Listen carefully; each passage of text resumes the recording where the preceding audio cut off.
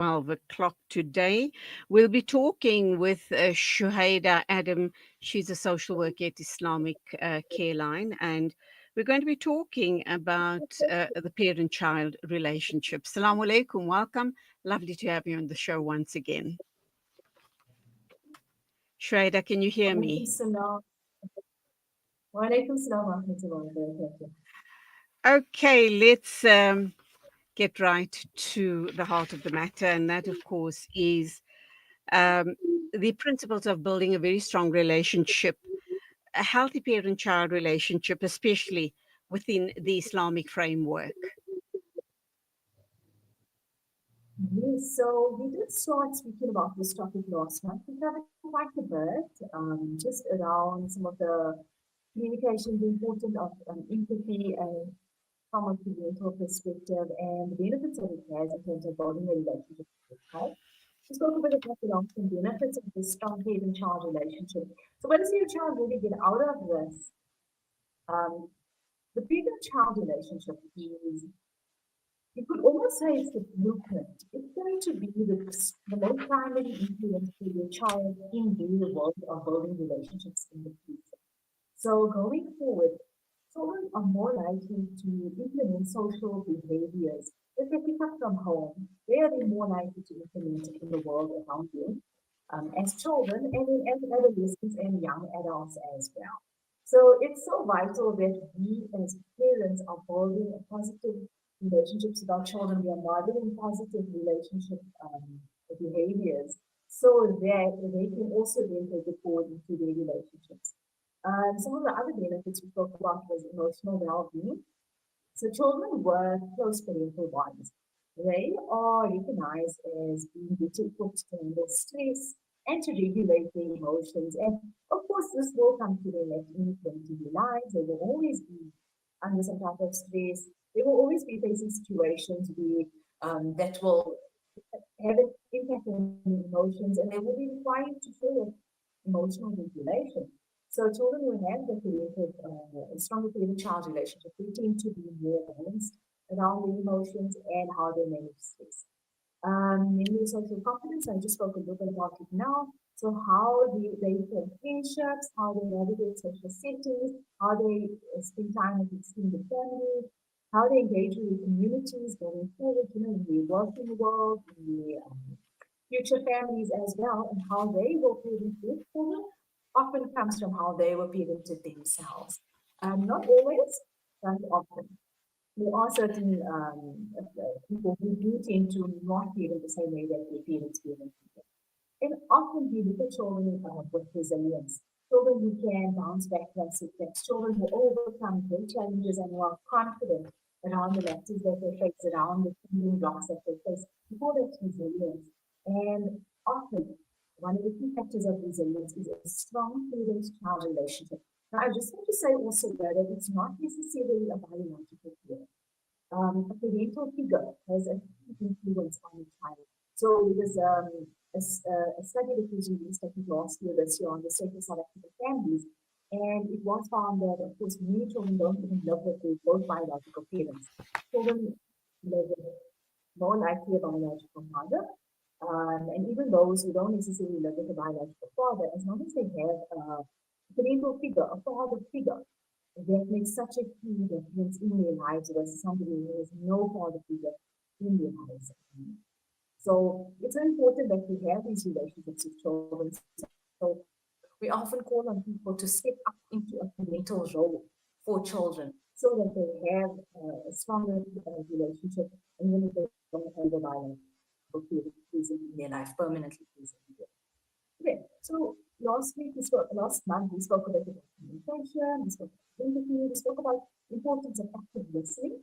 So I won't go too much into that now because we also, I believe next month, we're going to be speaking quite a bit around actual parenting skills.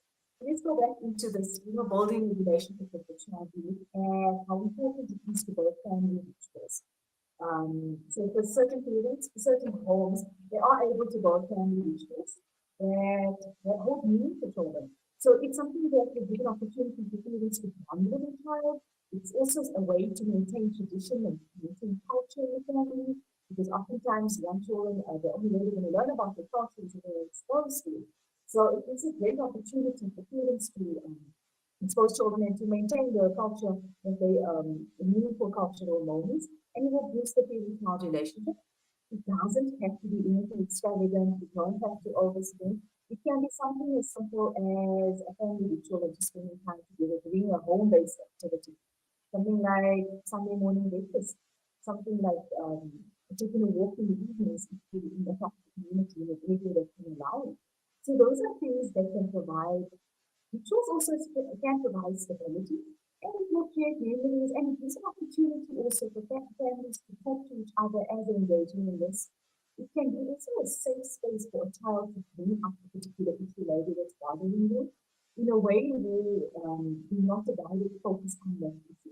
So for example, if you're both doing something, an activity together, and you're doing it side by side, as Claudia and myself, it may give an opportunity for the child to feel comfortable that while I'm busy focusing on this activity, they can also bring up a particular issue that's bothering them.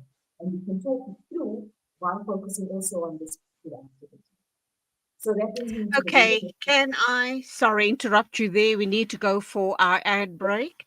And when we come back, one or two important questions that I need to put to you regarding the parent-child relationship. Please stand by.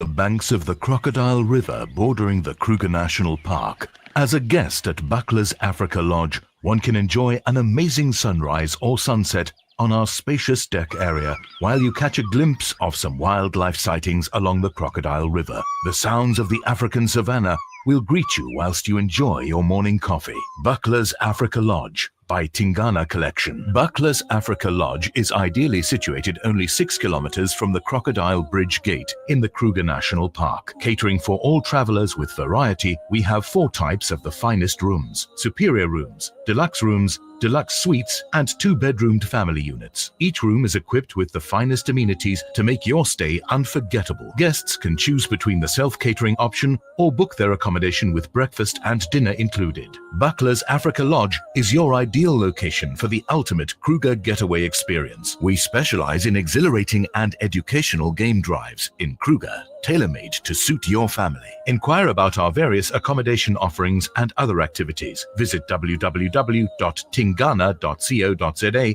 for more information. Buckler's Africa Lodge by Tingana Collection. Experience the pulse of Africa with us.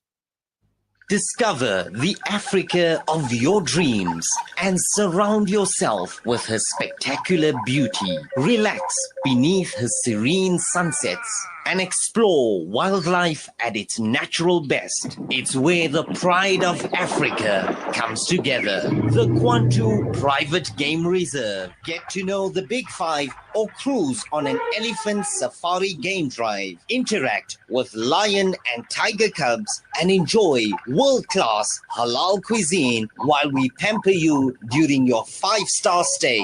Indulge in the true African experience. For reservations, call now on 042-203-1400 or visit kwantu.co.za. The Kwantu Private Game Reserve, the place of gathering.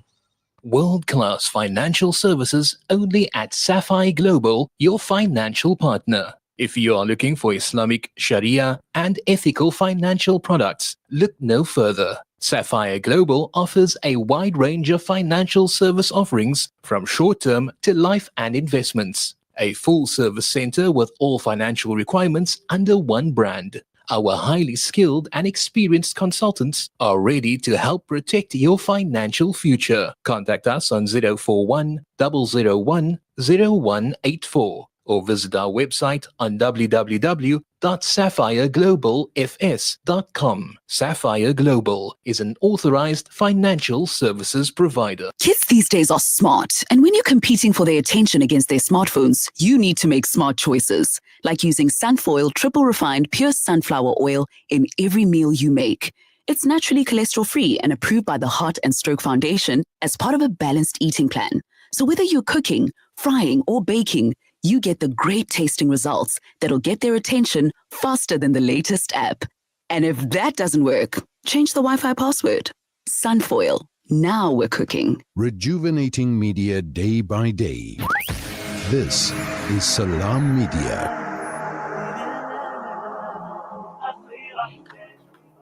Welcome back. I'm talking to a social worker from Islamic Careline. She is Shuhaida Adam, and this is a regular feature, a once-a-month feature on Salam Media. And I'm hoping that it can become more regular, perhaps every fortnightly, but we'll see how we can work around that. Shuhaida, I'm going to give you 2 or 3 very important questions and then allow you to respond to them. Number one, what strategies do you recommend for parents to rebuild relationships that may have been damaged by conflict or misunderstanding? And I think this is mainly with teenagers, because that's very that time for parents and teenagers is very, it's a time of turmoil. There's a lot of misunderstanding between the two groups, parents and teenagers. And then how can parents contribute, mom on the one side, dad on the other side, differently, but also equally to emotional development and connection with their children? Once again, I should imagine this is during the teenage phase. And what advice would you give parents who feel overwhelmed or perhaps unsure of how to connect with their child or teenager at a deeper level, knowing that during this phase of their teenager's life, there's almost this natural disconnect. There's just this barrier. And I think it's a very, very trying time for both parties, parents and the teenagers themselves. So No, over to you, Shuhaida. definitely. So it can often feel like the parent is the most unwanted person in this teenager's life. However, it requires quite a bit of patience on the parent side. And I think we spoke about the last time, but also a lot of self-awareness of the parent first. Before we can even look to really repairing a relationship with an adolescent, we've got to be able to look at ourselves and to recognize, am I emotionally capable of really, really putting myself into this type of a journey? And do I possibly need extra help in repairing this relationship? Parents can do it. So one of the key things, of course, is communication and empathy. And it's kind of the type of understanding, getting to know your child, your teenager as well. So there may have been a few years between a little young child, and you could sort of read their minds, you could predict how they would react and how their emotional response would be. And then a few years you think into school, and now they're a teenager, and they are reacting in ways you absolutely don't expect. So first, I think it's important to recognize what is normal. So in the previous program, we also spoke about the stages of development. So knowing what to expect through an adolescent's emotional responses. So be aware if things seem really off for your child. If there's extreme outbursts, if there are extreme mood swings, or if there's excessive depressive episodes, you're possibly looking at a child who is in need of quite a bit of mental health care. So please reach out for the right help. And then for yourself as a parent, you can look at communication. So really calm communication also. So for example, if there was an outburst, if the parent is screaming and if a teenager is screaming, remember people are trying to assert themselves at that point. It becomes a power play. It becomes a total power struggle. And it's a battle of walls then. And as a parent, you don't actually want to get into that. You don't want to get into a power struggle because it can be really draining. And oftentimes teenagers are very, adolescents can be righteous also. So they can point out all the faults to you, but not necessarily reflecting on their own behaviors. So you don't really want to go through that as a parent, because you're going to find yourself defending yourself and becoming defensive and explaining yourself. And you're possibly going to find yourself in the back foot. So you've got to, I don't want to necessarily say withdraw, but contain yourself. You want to contain the situation. So you perhaps have to do a strategic from sort of time out for yourself as well until you are calm to focus on the situation. As a parent, you want to be able to provide that discussion around what is going on. is an outburst, and give an opportunity for the adolescent also to calm down as well, and then connect with them around what is our actual issue here. So trying to find out what is the issue without looking at blame, without looking at who has done what, and without being accusatory also. So, comments like, you always, you never do this, that type of thing doesn't really help the conversation. So, parental containment, communication. And as a parent, you can also point out that it seems like there's a very big difference. It seems like you and I can't talk anymore, and we both just end up feeling really upset. And let us know and let us explore what is really going on here. Oftentimes you find that it's not necessarily you. The child is struggling with something else that they're going through and they don't know how to reach out for help. They're keeping it from you for a particular reason. So to get to the heart of the actual matter also requires a reflection on why is my child not reaching out to me for help. Sometimes they may actually fear your reaction. They may have done something that they worry that they're going to get into serious trouble about. So you've got to also offer that reassurance that let's try to understand what happened here first before we deal with the situation. Okay, so that's one way of dealing with sort of current issues. But if it's just generally a situation where you and your child have sometimes parents and child are picked apart, especially through the family breakdown. Perhaps there's a divorce situation, and the parent is now building a relationship with the child. It's important to also go with what feels comfortable, what feels natural. So if your child is completely closed off, try not to force too much. We find also with older adolescents, they don't welcome when parents sort of forces a relationship and forces a type of a relationship very early on that they're not used to. So, for example, if a parent and a child were never really affectionate in any way, and a parent now wants to be very, very affectionate, it's not going to be very welcomed by the adolescent. So, go with where this child is at, try to reach out to them, especially around just understanding how their world is. So, have basic conversations around what's happening within around school matters, around social matters, very basic stuff, and build on from there. You can also share a bit of your world with them that might be of interest. You might want to also try and schedule some common activities that you can do with them. Maybe together they can do sometimes the child might like to be outdoors, they might want to take a walk, they might have hiking, they might have some adventure activities. Try to schedule that.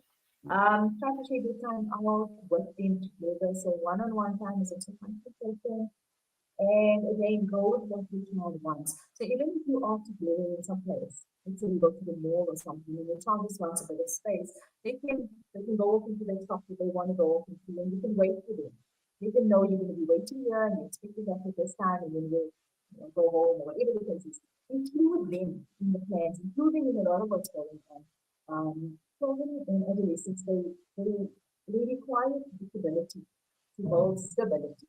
So knowing what's going on, knowing what to expect, it also helps them feel secure around you and with you. So when there is quite a bit of conflict between parent and child, so we're going to do one particular topic on the show around adolescence and conflict around that. But just rebuilding that relationship, it requires slowly, step by step, and getting to know your child again, engaging with them on their level, and slowly opening yourself up as well to their world, and then you can take it from there. Also, so to say, read the role, very effectively as well. So trying to re-engage with the child, do positive reinforcement, it has quite a bit of help as well. It really helps with people in the relationship. Okay, and I think that's where we're going to leave it. I just want to point out, I think your network was a bit unstable, so sadly we lost some of your words of wisdom. Hopefully we'll get you on a more stable line the next time around. But as always, Shuhaida, a pleasure to have you here. Like I've indicated, I think once a month is just not enough. It's going to have to be fortnightly, inshallah.